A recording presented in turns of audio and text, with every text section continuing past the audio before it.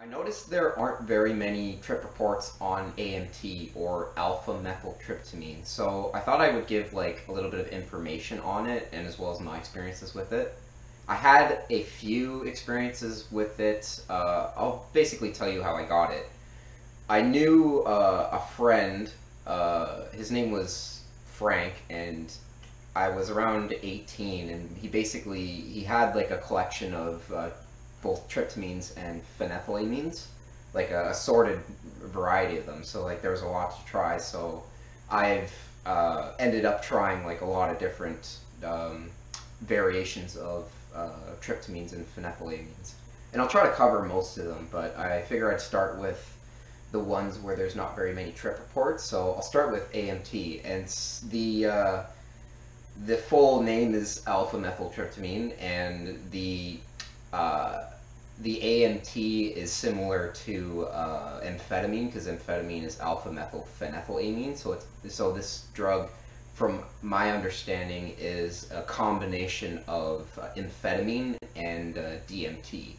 So apparently it acts as a monoamine oxidase inhibitor, so it was actually developed as a antidepressant in the 1960s for that reason, because they used to use MAOI inhibitors before they started using SSRIs, if I'm not mistaken. So people started to use this one recreationally, so I think they discontinued it for that reason. And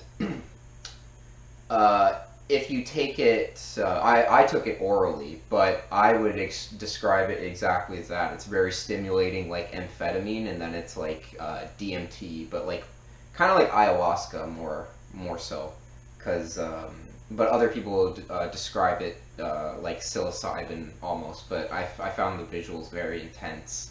Ken Kesey from the Electric Kool-Aid Acid Test apparently wrote about it, and he called it IT 290. They apparently used it when the Merry Pranksters rode across the country. He described it as the Rolls Royce of psychedelics. So let me get to what happened with the trip. It was probably a Friday night. The year was 2011, so it was quite some time ago. It was like over 5 years ago. I was probably around like 18, maybe 17, 18. And so I was gonna hang out with my friends. We were just chilling at like some sort of it was a elementary school place. We were just drinking and doing whatever. So before I went there, I took 50 to 60 milligrams and then held it sublingually under my tongue. And I think I held it for like 6 minutes or so, and then swallowed it. I think I had like orange juice too, just to chase it as well. And I can remember that the onset took a very long time to come on. Like I was done chilling with my friends and stuff like that before it even started to hit me, and that was probably like 2 hours later.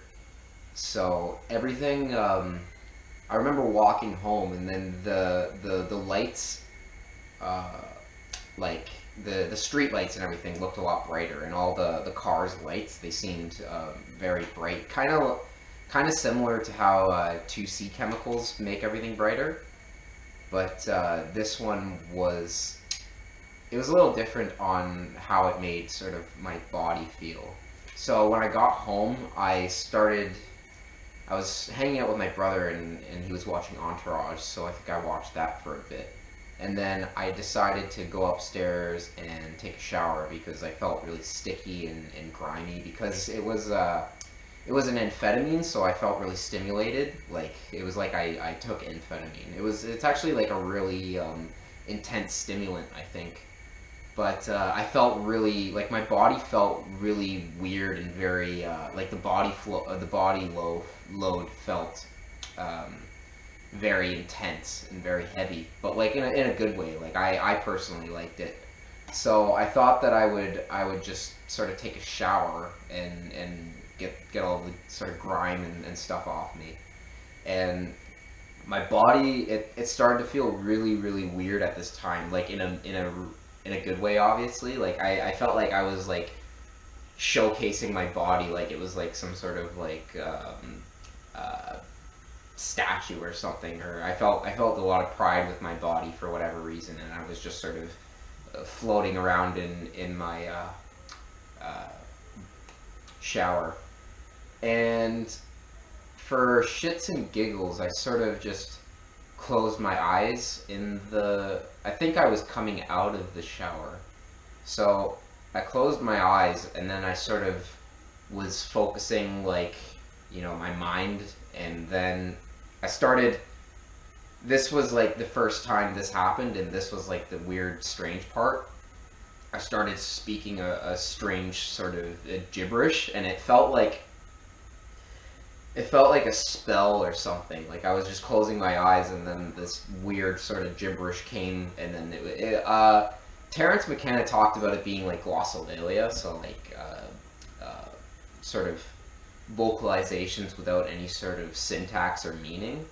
But it felt like I was expressing emotions of some kind, because the way that it functioned was like a spell. Like I started saying these weird noises, and then all of a sudden, like, my closed-eyed visions just exploded into heavy complexity, the usual way it explodes into complexity with DMT type experiences.